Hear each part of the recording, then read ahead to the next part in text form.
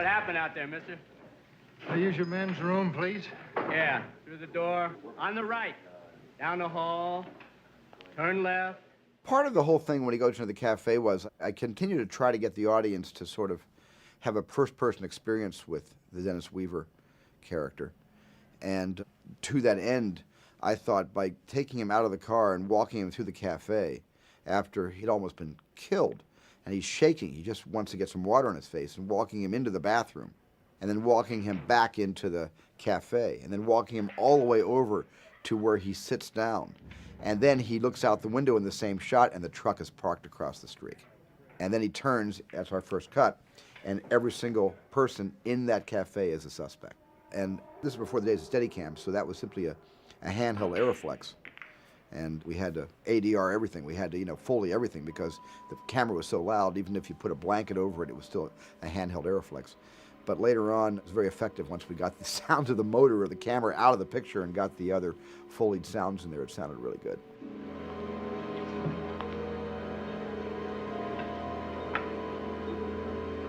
What I learned from Hitchcock was don't ever let the audience off the hook.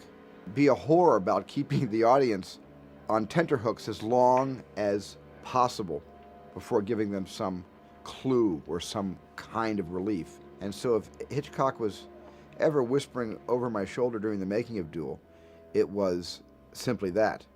Don't answer these questions just because ABC has airtime problems and you've got an air date.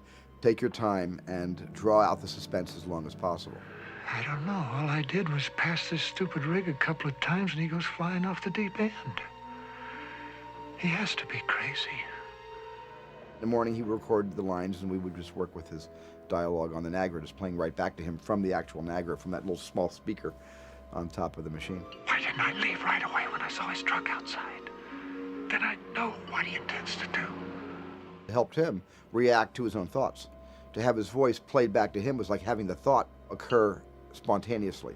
So he was able to use those playbacks to be able to physicalize and emote what he was feeling. Well, I'm never going to make that appointment now. In order to stay on schedule, I couldn't just do single sit-ups. I knew I had to use multiple cameras. But there's only so many cameras you can put on so many mounts hanging off a car before that starts to look like process. And I wanted a lot of independent movement, so we got Pat Hustis to bring this camera car he invented and designed for the movie Bullet. And he brought this sort of a low racing car, insert car, that I was able to get these really cool low-angle shots of the truck and the car. And also was able to plot the shots. So I'd put 4 or 5 cameras on a mile stretch of road. So I would have, on 1 mile run of the truck chasing the car, I'd get 5 run-bys. They'd be all right to left. Then I simply took the cameras, took them to the other side of the road, which, by the way, looks completely different from the side of the road I was shooting. And when you simply just go to the other side of the road and look back the other way, I got 5 more shots when the truck and the car returned to their starting positions.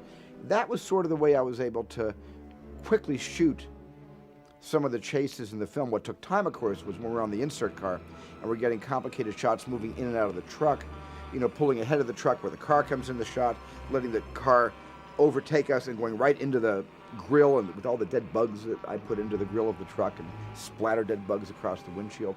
Things like that took the time, but things like that created the suspense. They said, let's plot the entire 74-minute film on an overhead map so I can just plot my cameras. So we did kind of like a architect's overhead plan of all the highways in Pear Blossom and Soledad Canyon and Sand Canyon out in Palmdale where I shot Duel, and put all of these incidents, the cafe, the phone booth, and the snake farm, all the incidents or the set pieces along the road of the narrative on this big overhead map. And it was a huge mural. It wrapped around the entire motel room that I was given to stay in for the time I shot on location. But I was able to every single day make notes on the map and plot what the menu was going to be to achieve that day, the day's work that I needed to achieve in order to stay on schedule and make a really good movie. I was able to do it from a bird's eye view looking straight down. I didn't really so much do individual storyboard frames That would come later in my work, but on this film, that overview really helped me understand where I was. So when I jumped out of continuity, I knew exactly where I was.